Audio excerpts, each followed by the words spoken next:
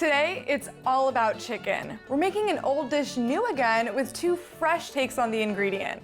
First, it's butterflied chicken with a sun-dried tomato salsa.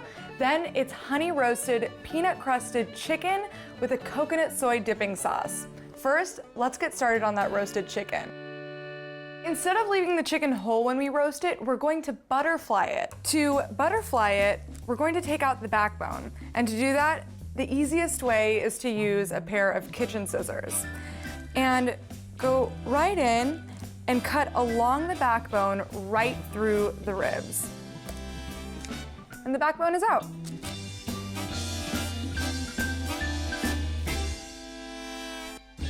I want to season the inside. And I've already poured out my spices so that I don't have to worry about contamination.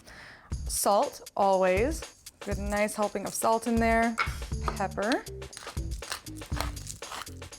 And I like to throw in a little bit of fresh minced garlic. You will not believe how juicy this chicken is going to be.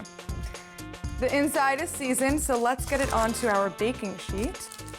Flip it right on top of these onions that I've already sliced. And now it's time to season the outside. Salt, ground black pepper, and then I love to add a little bit of sweet paprika just for color and that light, delicate flavor. And before this goes in the oven, I'll drizzle it with a little bit of olive oil to help crisp up the skin, but really, you don't want to use a lot. The skin has enough fat content to crisp on its own. I just need to go wash my hands, and then this will go in the oven at 450 degrees for about 30 to 35 minutes. With the chicken roasting, let's work on that sun-dried tomato salsa. All we need are a few vine tomatoes, and we'll give them a good dice.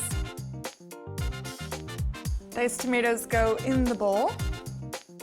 Then we'll add our minced garlic, sun-dried tomatoes in oil, chili flakes, fresh ground black pepper, salt, and basil. For the basil, I'll just roll them up and run my knife right through those leaves. Give this a stir, and our sun-dried tomato salsa is done. Our chicken's roasting and our salsa's ready, and now it's time to work on our honey-roasted, peanut-crusted chicken thighs.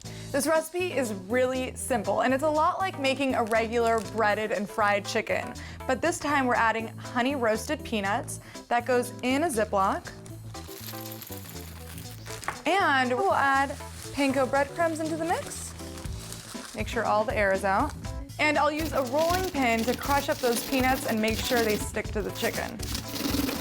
Now we'll grab our tray, pour that in there. It smells so good. Now we need our liquid, so I've got 1 egg. And instead of milk, we're using coconut milk. It's a lot creamier, and it'll add that nice hint of flavor. We'll also add a little bit of fresh black pepper. Now we can bread our chicken thighs. Just dip it in our coconut and egg right in there. Pat it down to make sure it has a nice coating. We'll just repeat the same process for all of the cuts. Our chicken thighs are all crusted and they're ready to be fried. I have some oil heated up in this cast iron pan, great for frying. We don't want to crowd the pan too much. We want to give them enough room to breathe, and we don't want to cool down the oil too much. While that fries, let's work on our coconut-soy dipping sauce. It's very simple. We just need a few ingredients, starting with soy sauce. That goes right into a pan. Then we'll add our coconut milk, a little bit of chili garlic paste, and finally, honey for sweetness. Now we'll bring this mixture to a boil, and we'll let it reduce for about 20 minutes or until it's about half in size.